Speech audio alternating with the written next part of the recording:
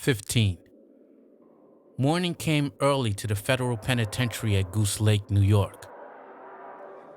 Almost 2/3 of the great gray concrete structure was underground, buried under one of the Catskills. What showed above was a windowless dome, gray as a ghost in sunlight, unrelievably ugly despite the rows of quick-growing trees that had been planted around its perimeter in an attempt to dress it up. A 10-foot-high electrified fence surrounded the facility, but it was pretty much window dressing. No convict had gotten as far as the fence yet. The prison had its ways of keeping the prisoners docile. Within the windowless pile, artificial light shone night and day.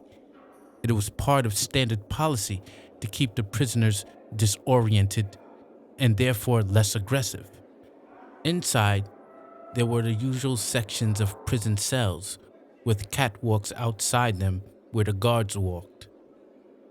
There were workshops, food and laundry facilities, and a separate room where the inmates did state-approved work and earned $1 or so a day for it. It was free time now. All the men not doing solitary were walking around the grounds, exercising, talking. A loud voice came from the prison loudspeaker. All men whose names are on the Alpha Volunteer list report to the auditorium on the second level.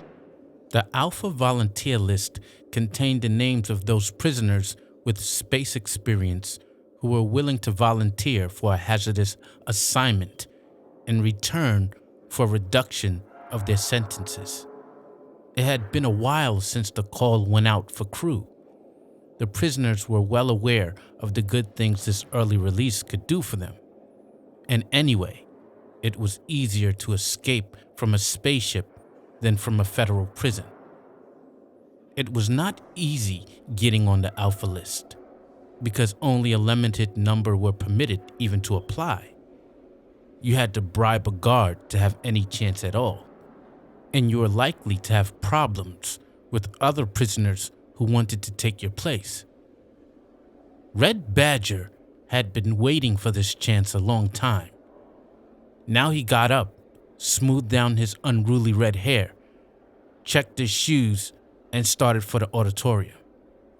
He was stopped by an inmate named Big Ed. "Where do you think you're going?" Big Ed asked. "I'm on the list," Badger said. "You got it wrong," Big Ed said. "That last place is mine."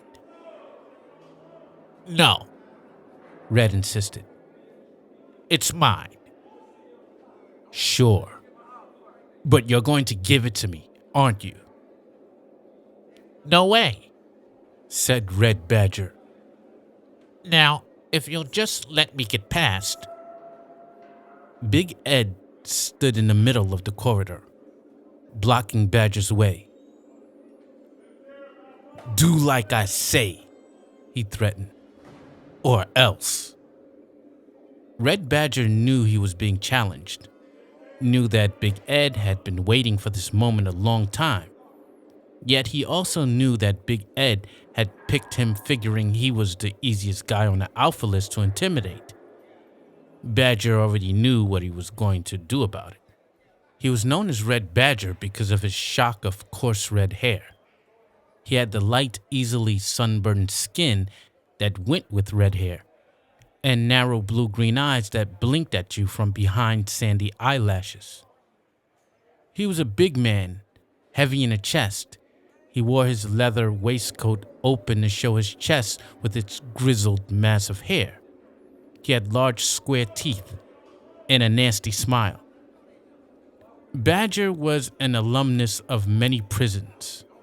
He had gotten his nickname at Rayford Prison in Florida, and as an act of defiance had taken it for his own.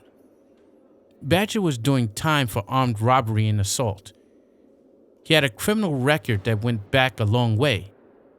Quick with his fists, he was also quick with his tongue and was always looking for a chance to cause trouble. Trouble is my middle name, he liked to say.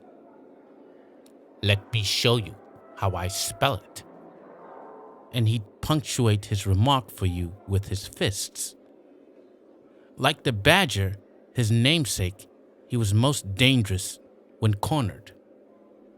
The fight was to be held according to the accepted prison rules. Just the two of them, having it out in one of the washrooms. Whoever was still standing after it was over would go to the auditorium. The two combatants went there silently. Both men knew it did no good to be brawling in the corridors. There were stingray projectors with motion indicator finders mounted in all the corridors, turning steadily and scanning in all directions. The stingers weren't fatal, but they hurt like hell and could be counted upon to whip recalcitrant prisoners into line. There were no projectors mounted in the washrooms. Although it was never talked about, the prisoners figured the authorities wanted to leave them places where they could have things out for themselves, establishing who was top dog and who was underdog. Several of them, noticing where Badger and Ed were going, followed along to watch the fun. It had been known for some time that Big Ed was going to try to take Red's place on the alpha list. Big Ed was a 7-foot freak from Apalachee, Florida, a bodybuilder. He looked like a model for Hercules, all gleaming muscle as he stripped off his shirt. Red Badger, on the other hand, was a solid man, but his musculature was well padded with fat. He looked slow, not formidable. Stripping off his shirt, he stood in the middle of the shower space, looking fat and sleepy, his hands loose and open at his sides, waiting for Ed to make the first move. "You sure you want this?" Big Ed asked, moving forward slowly, hands raised like an old-fashioned bare-knuckle fighter. "Ain't gonna be much left of you when I get through." He looked at the spectators and laughed. "I'm gonna skin me a badger today, boys." The men laughed dutifully. Big Ed suddenly lunged forward, and Badger responded. People said later they'd never seen a big fat man like Badger move so fast. One moment he was standing right there, practically under Big Ed's fists. But when Big Ed attacked, Badger was already out of the way, dancing back. He easily eluded a roundhouse right and, taking his time, delivered a blow to Big Ed's neck, catching him at a nerve junction on the right side. Big Ed bellowed and moved back. His right arm was dangling awkwardly at his side. He strained to lift it, but could not get no sensation into it. He wasn't hurt, not really. It was just that his right arm wouldn't lift. "Where'd you learn that stunt?" he demanded. Badger smiled, but didn't answer. What good would it do to tell Big Ed that his most recent cellmate, Tommy Tashimoto, had taught him the fine art of nerve strikes, getting him to practice for hours, hitting over and over again from all angles until he could strike half a dozen targets unerringly where the nerve bundles were near the surface or rode over bone? Red Badger hadn't been one for formal education, but when he got a chance to learn how to incapacitate a larger, stronger opponent, all the doggedness of his character came out, and he had worked until he knew what he was doing.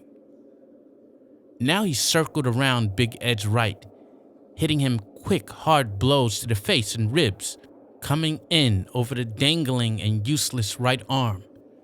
Big Ed tried to launch himself at Badger. If he could just get his hands on him, even one-handed, he'd tear the smaller man apart. But Red had a strategy to offset that.